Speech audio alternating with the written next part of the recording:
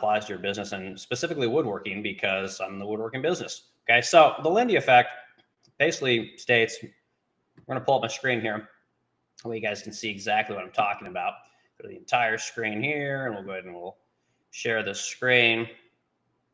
Apologize, I'm getting better at this, I promise. All right, what's the Lindy Effect? The Lindy Effect is the idea that the older something is, the longer it's likely to be around in the future. Okay, and this is very true for furniture businesses. Okay? And basically what this means is that the longer you've been around, right, the more likely people are to know about you.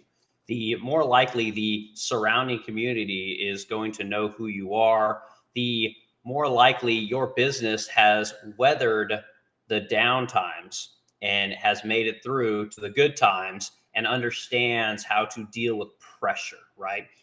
Down here at the very bottom, it says this is an indicator of some robustness, right? And this is really important as business owners. Again, yesterday I was talking about why it's so hard to start a furniture company in 2025. And one of the things that Grok said is that basically half of all businesses don't make it to 5 years because it's just so hard to, in any business, don't matter what your business is, but especially something that's pretty capital intensive like woodworking, it's very difficult. And companies that make it to 10 years, it's 34%.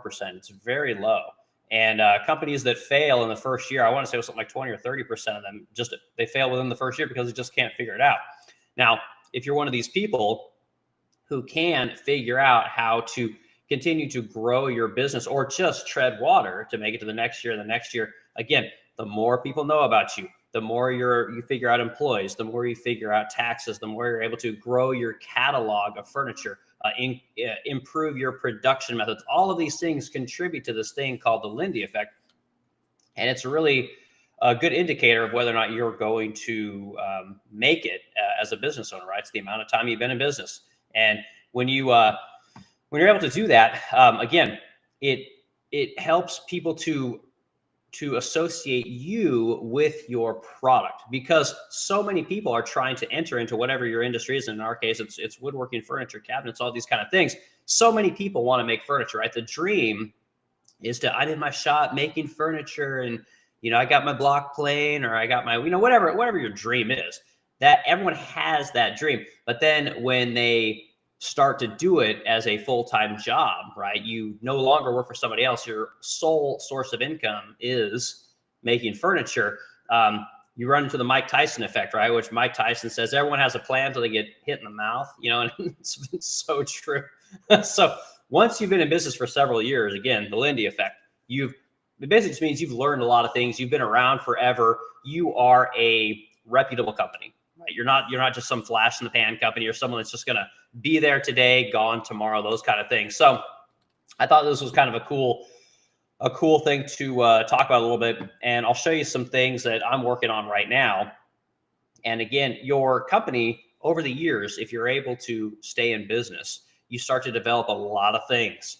And this is the thing that people think that you can just start a company, and as long as you have a good product, you're going to be in business. And it's so not true. There are so many people that have had great ideas that are terrible at business, and me being one of them. Trust me. Like I said yesterday, I've started 3 companies. They all failed, and this is the company that I think I'm going to make it. I hope.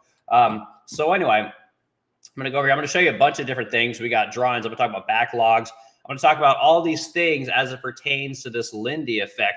And as you're a company over the years, you develop all of these things, and it helps to make business easier, right? It never gets easy, but it will get easier once you have a lot of these things in place and you've worked on them and you've refined them, and so on and so forth. So pull up my screen. So I got my screen over here already. So we'll go to, we're going to start with SolidWorks. I like to start here. So you can see I've got a massive amount of drawings pulled up right now, models and things like that. So I'll start here. This is an Evans piece. So everything that I have pulled up right now is backlog. These are all things that I have to build. And this is part of that Lindy Effect. When you've been in business for a long period of time, you develop a larger catalog of goods to sell as a furniture company or as a cabinet company. And there's a lot of different ways to run a business. I know a lot of people that are in the cabinet business, they don't build anything. They just have CNC programs, which are already pre-programmed and you can buy them as packages, and they just cut out parts and then have people assemble cabinets, right? You could absolutely do that. We don't do that. We're moving into that a little bit. But what we do is we are a custom furniture maker, meaning we make everything on site. We don't outsource. I mean, we hardly outsource anything. I do outsource legs and feet, but that's basically it. We hand make everything. So we always have models, right? And then we'll come up here. I'll pull up, I don't have to draw in it for this one, but I got this console table that I'm also working on right now. Again, and these are all things that I've sold, right? Everything that I'm going to show you, this is part of our catalog of things that we regularly sell. We don't, we try not to just do custom furniture because it's too labor intensive. And I'm really the only person that can just make furniture all the time, you know, just by looking at it. Not many people have that skill. And well, that sounds like a humble brag, doesn't it? Side note, it is very hard to find people that can look at a piece of furniture, then immediately in their brain, they can break it down into its components and just go build it, right? Like that's how I see furniture. I don't know how you guys see furniture. I don't know if people have that ability, but when I see anything, I take this console table, like I immediately just start thinking about all the data that it takes to make this piece of great key. I start thinking about the proportions, and I can almost auto calculate the proportions of everything. All these legs, like I know these legs are going to be about 2.5 inches by 2.5 inches. You know, standard size of console tables is actually about 38 inches. And it all starts to kind of piece together. I know that the general taper at the bottom of the leg is going to be 1 inch. So I can auto calculate the taper on a taper leg because I've just done it for so long. So anyway, I don't want to go on that too much. But anyway, so this has to be built. And here I'll pull up a drawing that I've got pulled up right now. Here's a drawing for the console table. Okay. With this Lindy Effect, you're going to develop a catalog of things that you're going to build. And you are going to, as you've been in business long enough, like when I first built this particular console, I probably didn't have this drawing. I probably started, and honestly, I don't remember, but I probably started with this model. I would have got it approved by my customer, you know. That's the thing. If you've been around for a while, you need to have really good software to show your customers, because back in the day, we used to take a sketch pad. Like here, I got this, pull this up right here. Apologies. I just had a sketch pad, and that is literally how I sold furniture. I would go on site and I would draw in here, and customers would just love the fact that you could draw a piece of furniture that, you know, is in an isometric view, and that's how you did it. Nowadays, they want to see this kind of stuff. So what I'll do now is I'll literally make a model, right? And I'll show it to them. And most of the time I'll turn it into a MP4 file so that they can watch it on their phone, you know, or I'll send them a video of me just talking about their piece of furniture, because most of my clients are either in New York area or they're in Miami, and I'll just show it to them and they love it, and it sells them every time, you know. So when you've been in business long enough, you learn that starting with a sketch pad is great. But again, this Lindy Effect, when you've been in business long enough, you start to develop better ways of doing things, right? You learn that, you know, sketching is good, a drawing is better, a model is best, and then a rendering, which is kind of the last thing. Rendering is ultimately where you want to be, because again, it sells that customer so well. So you've been in business, you evolve, right? And people that don't evolve don't make it to that 5 to 10 year mark, right? The Lindy Effect doesn't help them. In fact, it hurts them. Okay. So you have to evolve, and you have to get really good at doing what it is that you do. So we've got this. I talked about the drawing a little bit, and here's another piece that, again, I'm working on. This is a dresser, part of my Greek key collection, and the start of this. Here, let's go back. Sorry about this. We'll go back here. This is another example. So when I made this particular drawing, you can see that I haven't corrected the title block. Okay, if you ever go to engineering school, it's called title block. And anyway, this is where all your information is, you know, who drew it, when they drew it, the revision levels, all these kind of things, what it is. And I haven't updated any of this, you know, because I just never had time. So now that I have a little more time, because I am a little bit of a larger company, I can then go in and I can fix these things, you know, and at some point, maybe I'll end up hiring someone that can do all this stuff for me. But point is that over the years, you refine and you hone and you have a more robust systems for everything. So if I go into, we'll just go up to, let's just go to open real quick. Go in here to open. I go to all my I've got an entire catalog, right? We call this cabinet templates, and this is just files and files and, or excuse me, folders and folders and folders of different kinds of furniture that we have going on in here, you know, and we're known for bamboo. I come in here, bamboo, again, folders and folders of different styles of furniture. Go in here to, hell, I don't know, go this, whatever this console table is. This is a prototype that I never actually built. But again, you have layers and layers, and you notice everything has a specific number, right? And this is one of those things that when you're starting out making drawings, you might not think about the importance of having drawing numbers and codes because you've only got 10 pieces of furniture, right? You've focused more on the design and the proportions and the aesthetic and whatever you're trying to communicate with this piece of furniture, to then being able to convey that to somebody else, right? Which you will have to have numbers, and you'll have to have some kind of a system. And if you've ever talked to anyone in the engineering space, it's almost word the wise, do it first, right? Do it first, and it'll save you a lot of agony, because I still have tons of drawings that, while they have numbers, they're not associated with a system.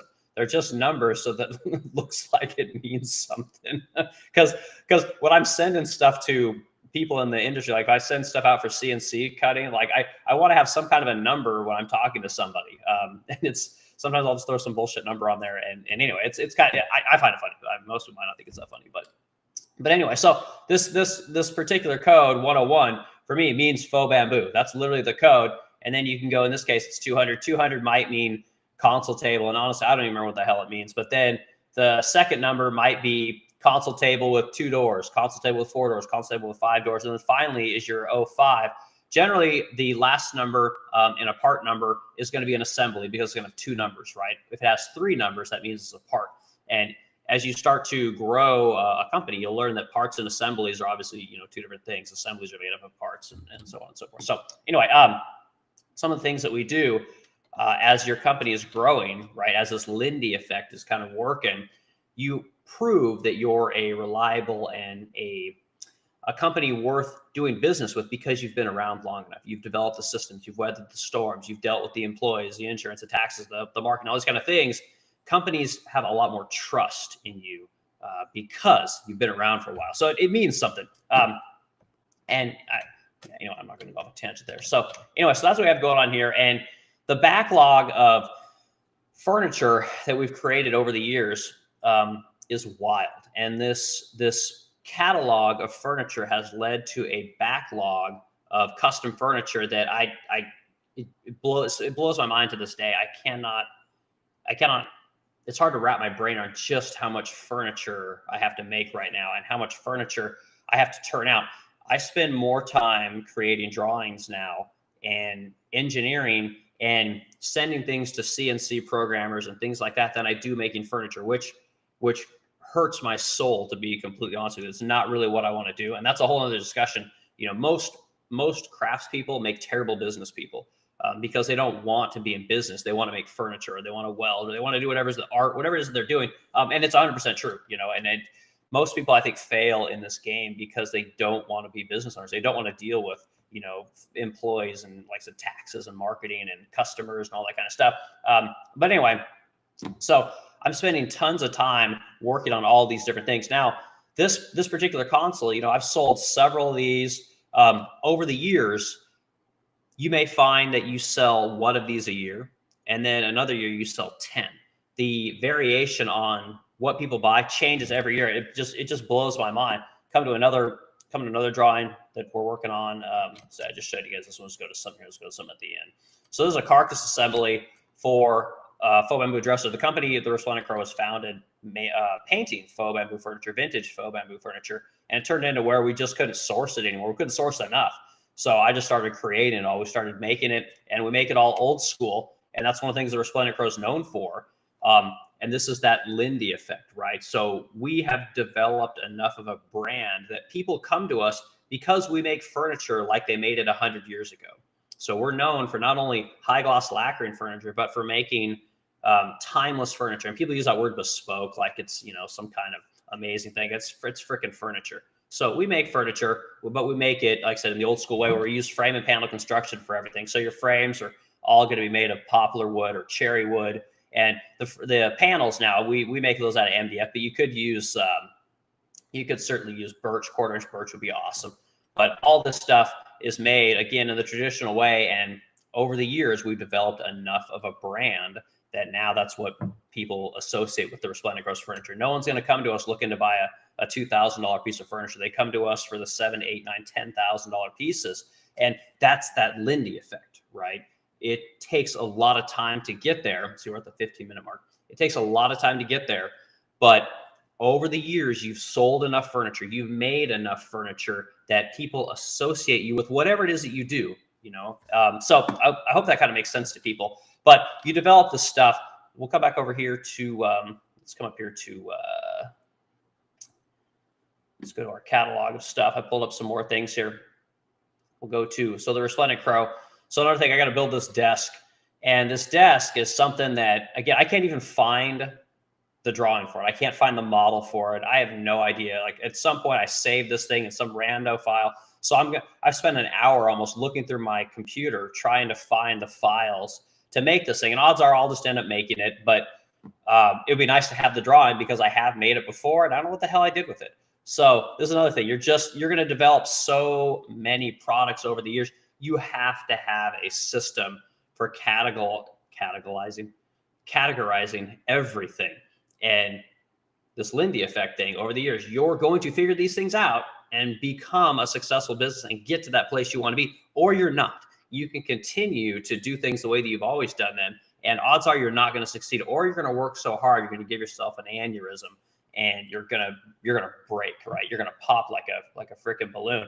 So anyway, I've got to find the drawings for this particular piece of furniture so that I can hopefully give some of it to somebody else to make, because otherwise, like I said, I'm going to end up making this thing. So we got that going on, and there's just an insane amount of furniture. I have to build nightstand. I built a bedroom set, right? I showed you the dresser before. These are the nightstands.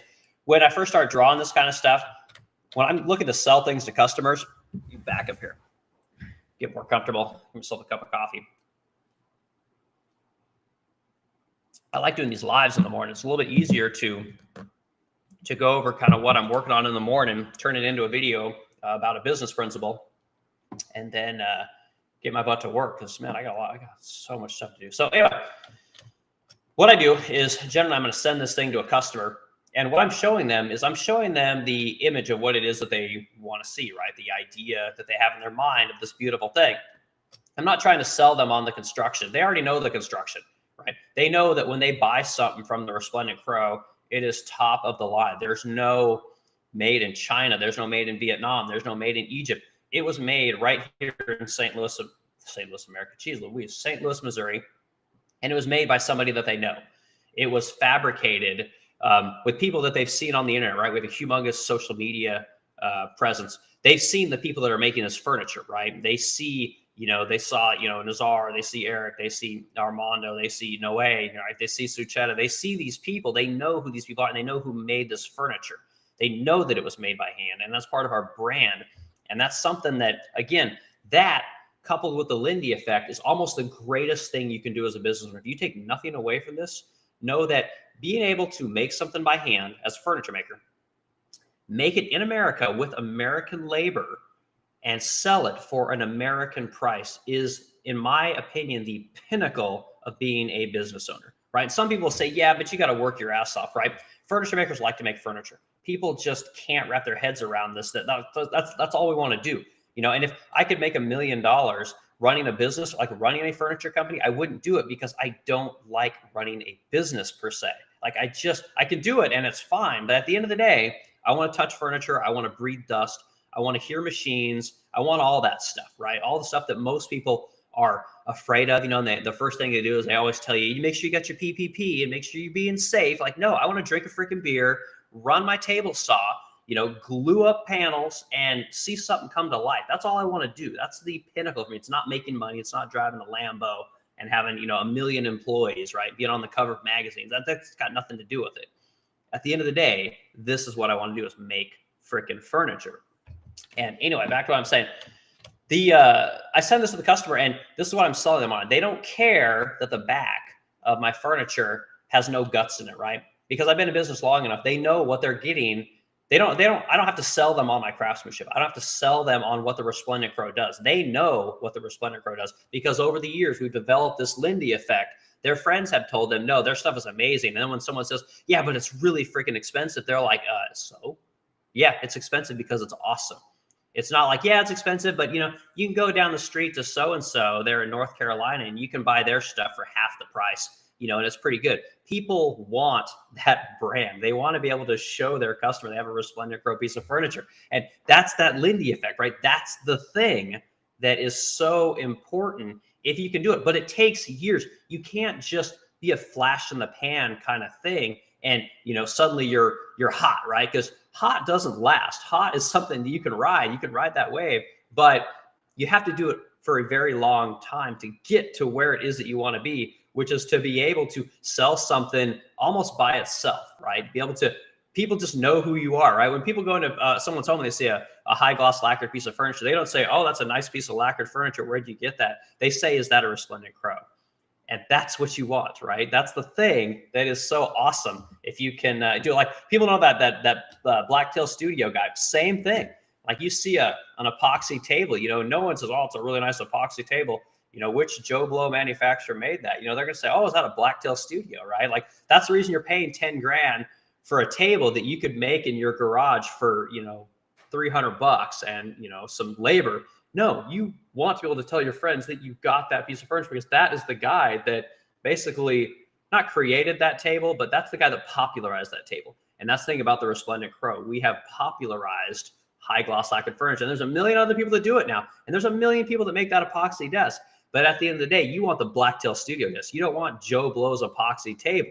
And this, again, this is a little bit of a tangent, but Lindy Effect, super important. You prove to people that you are a robust company, right? That you have weathered the storms. You've made it through the down times. You made it through the boom times. And anyway, it's pretty cool. Lindy Effect's awesome thing. And like I said, I'm just showing you some of the things that we've done over the years and that I do that allow us to grow as a company and to navigate what it means to be a small company to a little bit of a larger company and ultimately to get to that place we want to be, which is to be a bigger company. You got to weather all these storms. You got to learn these systems. And you got to do all these things for people to trust you enough, right, to develop that Lindy effect. So anyway, I'm at 22 minutes here. I'll take a sip of coffee. I'll show you a couple of random things, and then I got to go to work.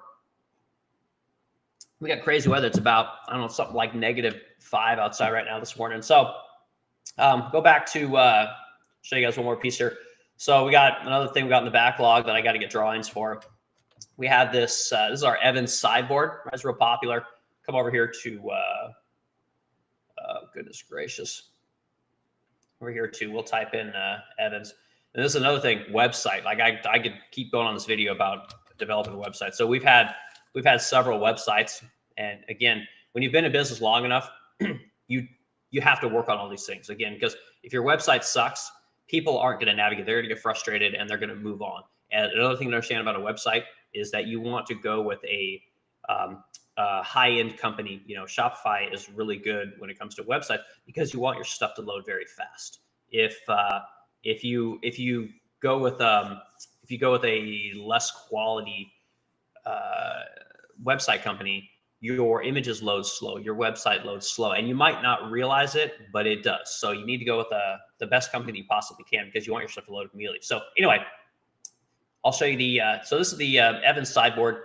And again, I got to make one of these, except this one's 62 inches. And I had a customer who wants one that's 98 inches, right? So we're going to make a very large version of this. And this is the custom side. So custom side, again, I can talk all about everyone. This is what woodworkers want to do, right? Everyone wants to make custom furniture, custom this, custom that. And while that's fantastic, and that's what I want to do, you're not going to stay in business very long if that's all you do, because you're going to work yourself into the ground.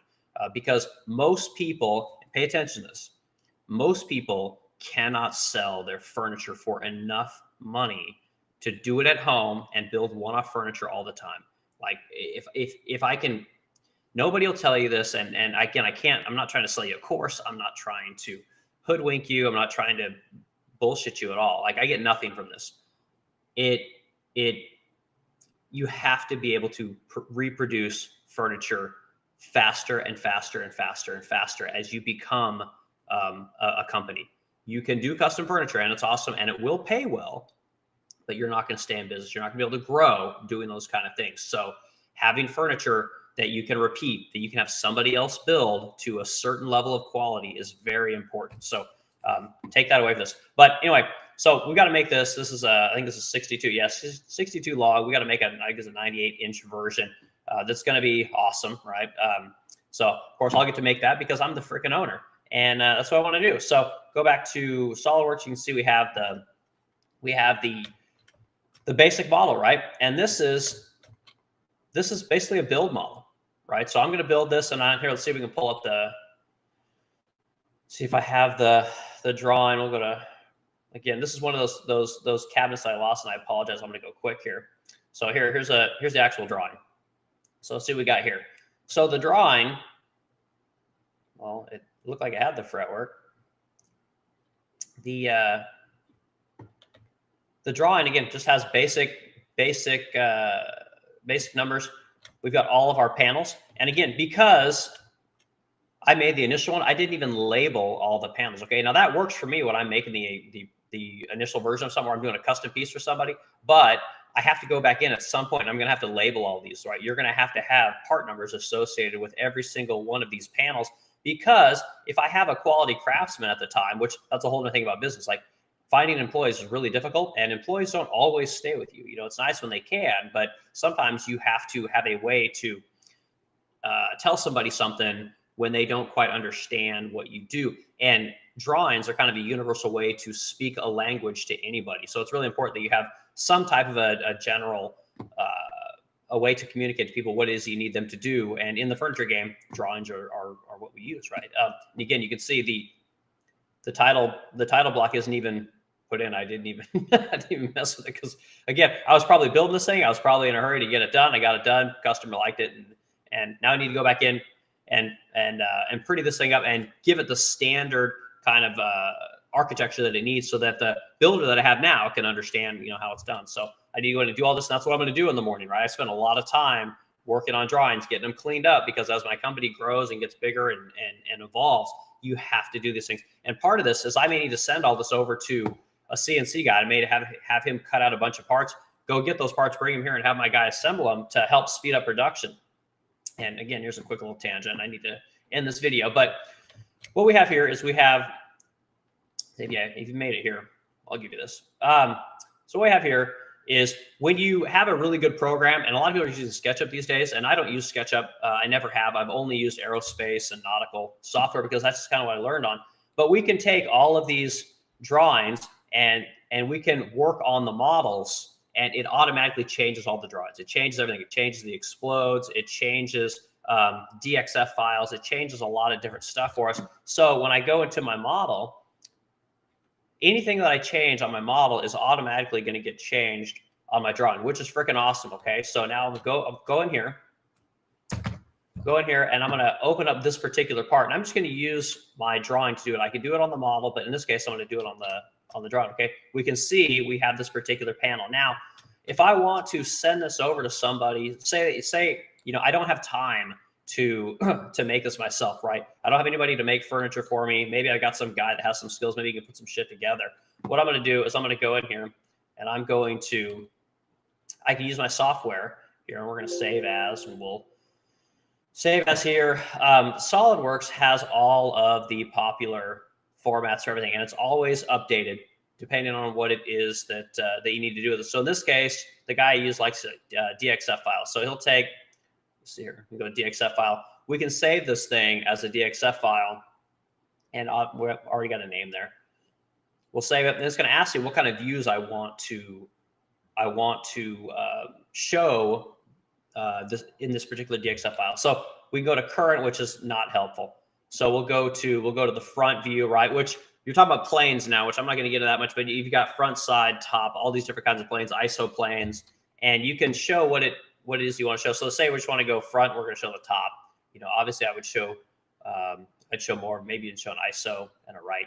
So we'll save this thing, and then it's going to give me a preview. This is what you're going to send your guy, your CNC programmer, and he's going to use all of this information to program the router into G code or whatever code they're using, and then he can cut that part for you, and then you can go pick it up and it's done, right? So we're going to cancel this. We're not going to save this. So as furniture makers, cancel that out. As furniture makers cutting out this panel, we got to think about what would this take in order for us to make money. Okay. So, you got to go over to your stock supply. You got to pull a sheet good. You're gonna have to, maybe hit it on the panel saw, hit it on the table saw, that's called that 5 minutes. Then you've got to go over, you got to cut some dados in here, and they're all stop dados, right? And you got stopped rabbits, right? You can't just run these through a dado set, so you're gonna have to set up a router jig, and you're gonna have to router these things in place, and which is fine. You probably have that, but you've got to go set up a 11 16ths or 3/4 inch bit, depending on what kind of stock you're using, and you have to router all these things in here. Same thing here, to router all these in. So you've probably got jigs to do this kind of stuff. So all in all, to make this panel, you got to make sure it's square. You got to make sure you know what side's the good side, what's the bad side. All these little factors that go into making literally just a part. That part might take you 20 minutes, right? Some may take you 30 minutes, and maybe you're cutting out two of them, right? This is one panel, you're gonna need the other end panel. Maybe you got some mid panels. To cut out all of these parts for this particular cabinet will take hours. And that's whether you're a master craftsperson or you're a junior craftsperson. It's gonna take tons of time. I can create this thing once, send it over to my CNC guy, and he's gonna cut it out in 15 minutes, substantially faster. And while he's doing that, I'm working on something else, right? I'm assembling furniture. I've got my guys assembling furniture. I'm working on drawings. And anyway, you learn these things over the years. And this is what the Lindy Effect is, right? And because you've stayed in business for so long, people know that you've been in business for a long time. They know who you are. They know what you've done. And anyway, it builds this reputation. It builds these processes and all these kind of things, gives you a robust company. And it's something that you can use to help you in business later on. So anyway, I hope this information was helpful. I just wanted to talk about some of the things that we do as business owners, and mainly furniture business owners, and how this Lindy Effect kind of affects you, and how it works as a company when you've been in business for a long time. Everything just kind of grows and grows and grows and grows. And I hope people like this content, because here I am, I'm just talking and showing you guys what I do on my computer. Right? This isn't a rehearsed or a production of any kind. I'm not going through and editing all the stuff. And it's just showing you kind of what it is and doing it in real time. And hopefully people can see this stuff in the morning before they go to work, or watch it later at night, when they have some time. And again, if people need help with this kind of stuff, reach out. I'm happy to talk to people, and do the like, comment, subscribe thing. And again, I'm doing this on Riverside, which is a program that uploads into YouTube. So I'm not seeing any of the comments or any of that stuff if there's anybody asking questions. But give me time. I'm learning how all this stuff works. And this is just another thing that we do as business owners to try and help other people get to do this stuff, especially woodworkers. And it's kind of a controversial thing to say, but woodworkers make terrible business owners, and tradespeople in general make terrible business owners. And I know this because I'm a terrible business owner, but fortunately I have my wife. She's really good at it, and she's drugged my ass along. And I've learned a lot of these things. I'm just trying to pass this information on to people because I really enjoy talking about it and showing people what it is that I do and how to do it. And the more people, the more businesses we have, the better it's going to be for America. And I know that everyone would say things are super expensive right now. What happens is when things get really expensive, and I know this because I grew up poor, you start to learn how to do things so that you can have nice things and you can get the things that you want in life. You just learn to do them yourselves. And I think that as things get more expensive, inflation, doesn't go down, which it's not until we cut federal spending in half, right? I mean, there's just too much money coming in from the government to businesses. But until we get more businesses, probably people making more things, there's going to be no competition. So you're just going to have the big companies doing everything, So it's important that people figure out how to grow small businesses, and they figure out how to make these things happen in their houses, in their garages, and they're able to turn these things into larger companies that can then suck away some of the business from these large companies. Because when you're talking about scale, which is a whole different discussion, it's very difficult for a small business to suck away some of that business from big corporations. It's very hard, but it can be done, and especially on the local level. So anyway, I hope you got some value out of this, and I'll let everyone get after it, and I will talk to you guys probably tomorrow.